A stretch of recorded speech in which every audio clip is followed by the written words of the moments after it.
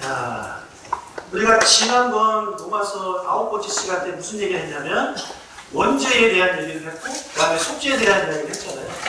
아담과 하와가 죄를 질 때 우리도 거기에 있었다 없었다?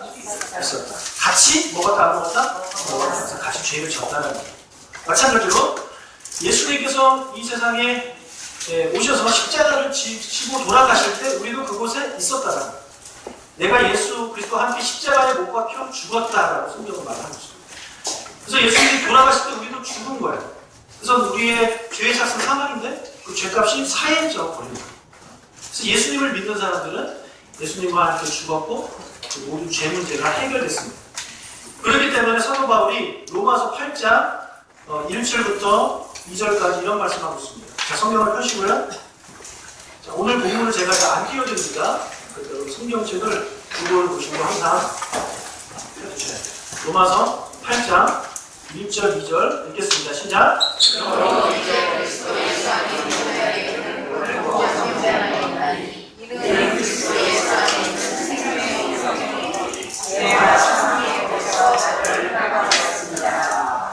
아멘. 자, 여기 보니까 예수를 믿는 예수 안에 있는 자들, 다 우리를 말합니다. 예수 믿는 사람들은 결코 이제는 정죄함이 없다. 이제 죄가 없다라는 거죠. 왜요? 우리는 그 죄값을 치르고 죽었기 때문에.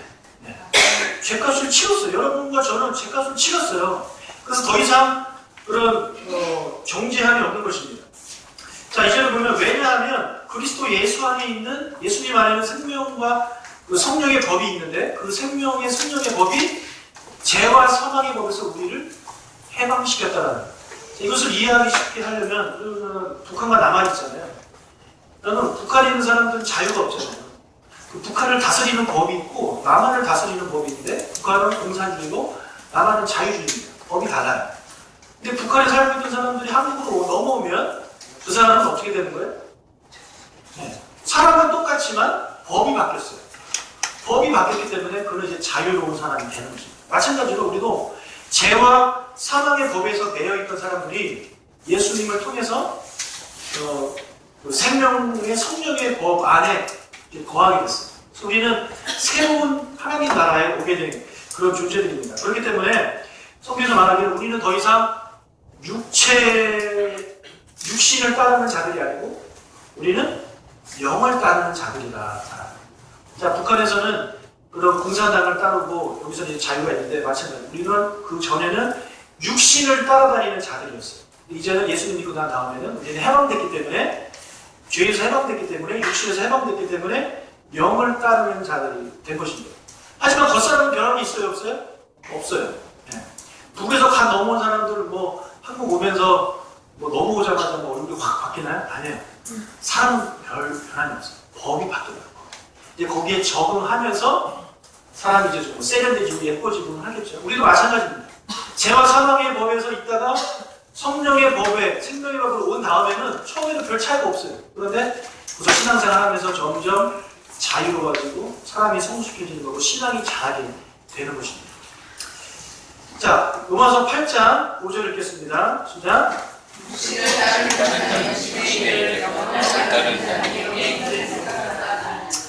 육신을 따르는 자들은 육신의 일을 생각하고 영을 따르는 자들은 영의 일을 생각한답니다.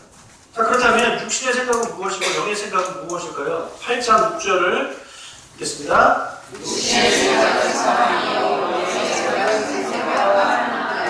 네, 여기 보니까 육신의 생각은 뭐래요? 사망이에요. 육신의 생각은 사망이에요. 이게 무슨 말이냐? 자, 육신이 생각해내는 거라고는 결국에 사람을 사망에 이르게 하는 생각만 하게 한다는 거예요. 그럼 아담과 하와의 문제를 봅시다. 그러면 하나님의 말씀은 선악과를 먹지 말라잖아요. 아, 심플해요. 먹지 말라요. 딴 거 다 먹는데 선악과를 먹지 마. 어려운 게 아닙니다. 이거만큼 쉬운 게 어디 있어요, 그렇죠? 자, 그런데 그때는 아담이 타락하기 전입니다. 우리와 달라요. 아담은 타락하기 전이에요. 정말 깨끗하고 순수한 그런 영혼이란 말이에요. 자, 그런데 이 선악과를 먹어야 되겠다라고 생각할 수 있는 그런 육신의 생각이 아담에게는 없어요. 근데 어떻게 그가 그런 생각을 하게 됐느냐? 옆에 있던 사탄이 그에게 먹으라고 이야기를 합니다. 그죠? 사탄이 그 이야기를 하기 전까지는 아담과 하와는 먹을 생각이 없었어요. 왜요? 그렇게 창조되기 때문에. 내 안에 죄가 없기 때문에. 그런데 옆에서 먹으라. 먹어도 괜찮다? 먹어도 안 죽는다? 먹으면 하나님처럼 된다? 빨리 먹어라, 맛있다. 이렇게 이야기를 하는 거예요.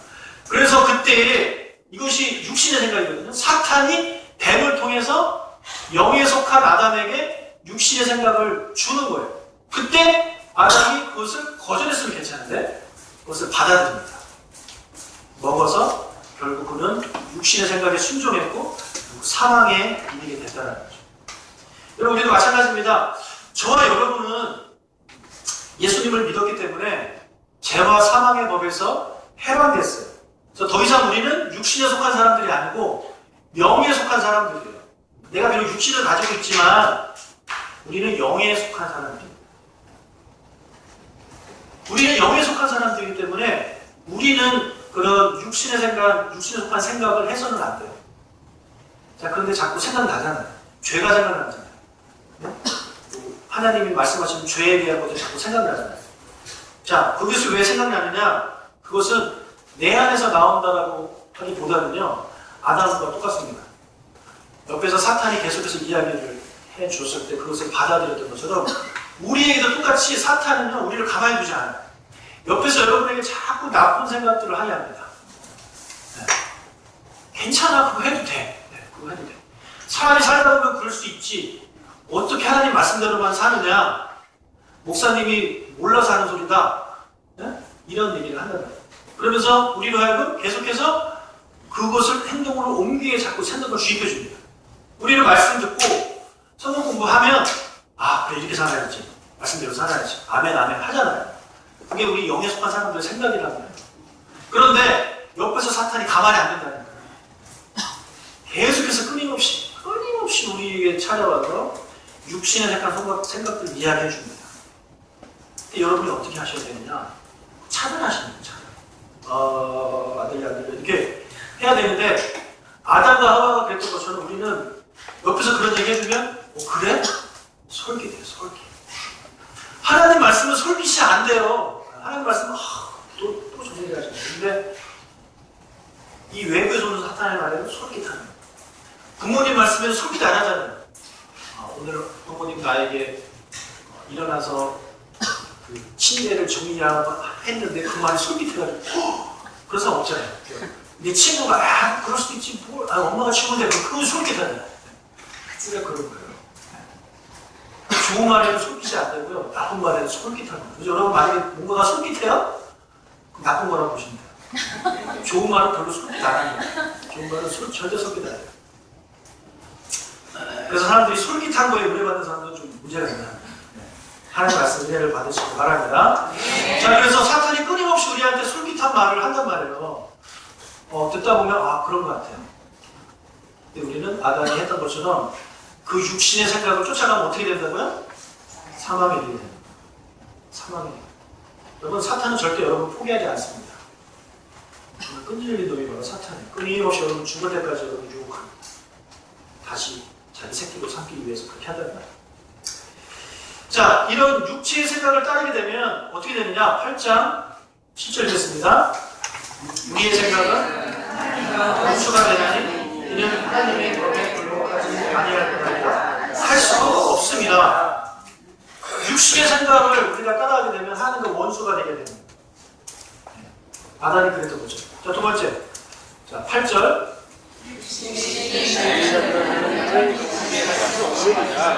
네, 두 번째로 육신의 생각을 하고 육신을 따라다니는 사람들은 하나님을 기쁘시게 할 수 없습니다. 하나님을 기쁘시게 하는 건 오직 믿음입니다. 믿음이 있는 자는 하나님을 기쁘시게 한다고 성경은 말을 하고 있습니다.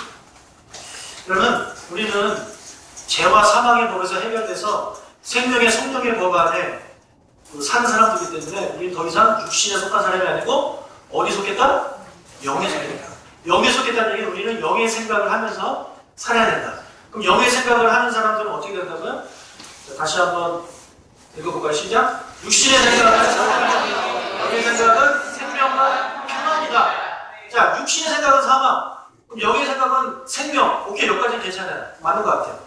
근데 영의 생각에 하나가 더 추가됩니다. 뭐라고요? 평안입니다. 하나님의 말씀대로 살면 마음이 평안해지는 거죠. 아담과 하와가 범죄한 이후에 하나님이 부르시니까 아담과 어떻게 해요? 도망가요. 숨지 않아요. 왜 그래요? 마음이 불안하니까 숨는 거예요. 평안하면 숨을 수가 없죠. 그전에는 하나님이 부르시면 네, 저 여기 있어요. 이렇게 하잖아요. 여러분, 한결아 이러면 애들이 오잖아요. 잘못한 거 있을 때 한결아 오라고 왜요? 때리려고요? 근데 희원이가 그래요. 이리 와. 왜요? 때리려고? 지금 잘못한 거 있거든. 근데 잘못한 게 없으면 오라고 그러면 하고 가요. 여러분, 영의 생각은 우리에게 평안을 줍니다. 하나님의 말씀대로 순종하면 평안하게 되어 있는 거예요. 자, 빌립보서 4장 9절 읽겠습니다. 시작.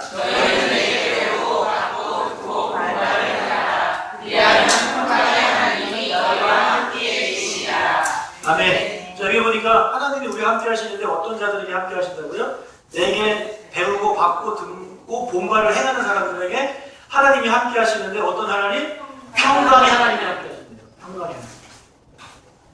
그래서 우리가 하나님 말씀대로 그 영의 생각을 가지고 그 영의 생각에 순종하는 삶을 살아가게 되면 하나님이 여러분 마음에 평안을 주십니다. 내 마음에 평안이 없다? 교회를 다니는데 평안이 없다? 돈은 많은데 평안이 없다? 건강한데 평안은 없다? 인기는 많은데 평안이 없다? 뭘 내가 자신 점검해 봐야 되냐? 내가 하나님의 말씀 배우고 받고 듣고 본바로 내가 행동하려고 노력하고 있는가? 저게 바로 영의 생각입니다. 그런데 내게 배운, 하나님께 배운 게 아니라 세상에서 배우고 세상의 가치관을 우리가 따라다니게 되면 우리는 평안이 사라지게 됩니다. 불안한 삶을 살게 되는 것이죠. 여러분, 학생들이 선생님이 내준 숙제를 다 한 학생은 마음이 평안해요. 그죠? 갖다 주면 돼요. 그런데 방학 내내 놀다가 내일 계약하는데 숙제를 하나도 안 한 친구들은 마음이 불안합니다. 똑같은 거예요. 하나님의 말씀대로 살면 우리의 마음에 평안이 있지만 그렇지 않으면 우리한테 불안이 있게 되는 것입니다. 그래서 내가 이렇게 살아서 내가 구원을 받을 수 있을까? 늘 불안합니다. 내가 죽으면 천국 갈 수 있을까? 늘 불안합니다. 말씀대로 순종하신 여러분 되시기를 축복합니다. 자, 8장 12절부터 14절 읽겠습니다. 그러므로 형제들아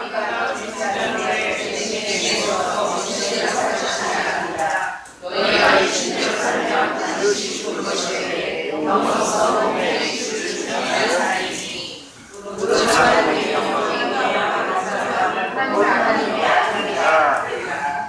자, 이게 무슨 말이냐면 제가 최대한 쉽게 풀어드릴게요. 네.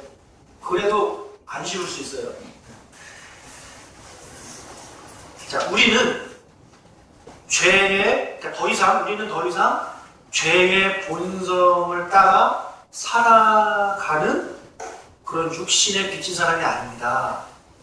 예수 믿는 사람들은 우리는 하나님의 영으로 인도를 받았기 때문에 우리는 이제 하나님의 자녀가 되었습니다. 우리가 하나님의 자녀가 되었기 때문에 성령의 도우심을 받아 육신에 속한 악한 일들을 죽이며, 다시 말해서 그런 일들을 안 하면서 살 수 있습니다 라는 이야기를 합니다. 근데 우리는 이런 핑이 되잖아요. 어떻게 그렇게 삽니까? 어떻게 죄를 안 지고 살아요? 어떻게 하나님 말씀대로만 살아요? 늘 우리 그렇게 이야기하는 거예요.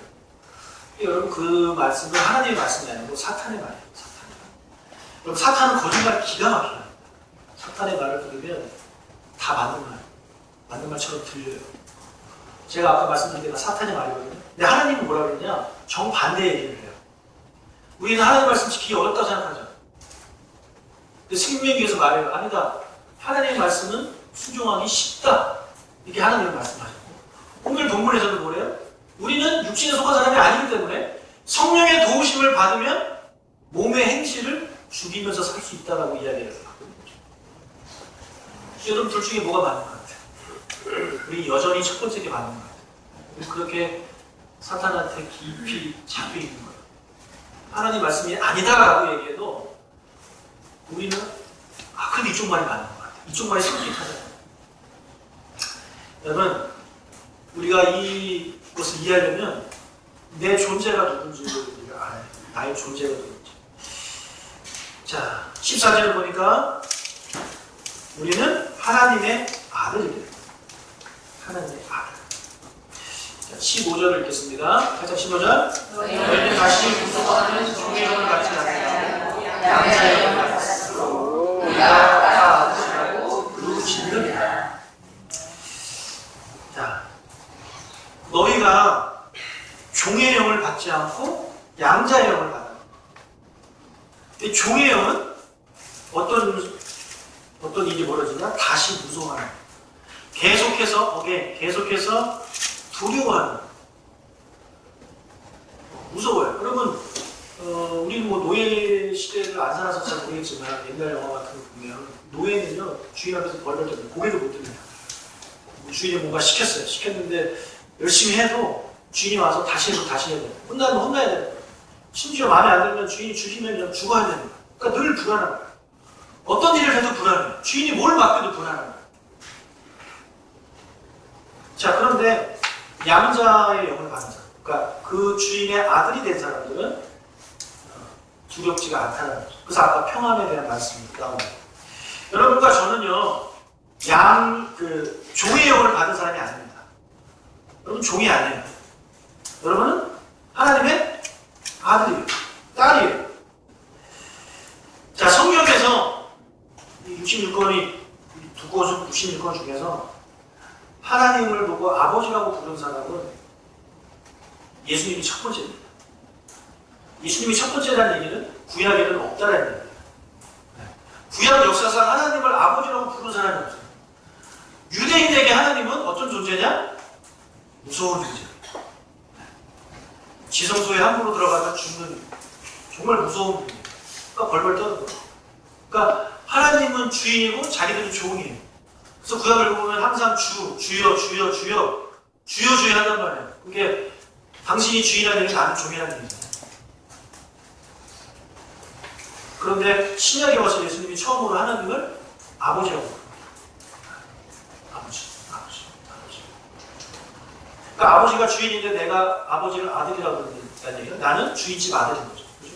종들은 우리 아버지 보고 주인님 하는데 나는 아버지라고 부르는. 그러면 이것이 정말 우리에게 어떤 의미를 주는지 잘 이해하셔야 돼요.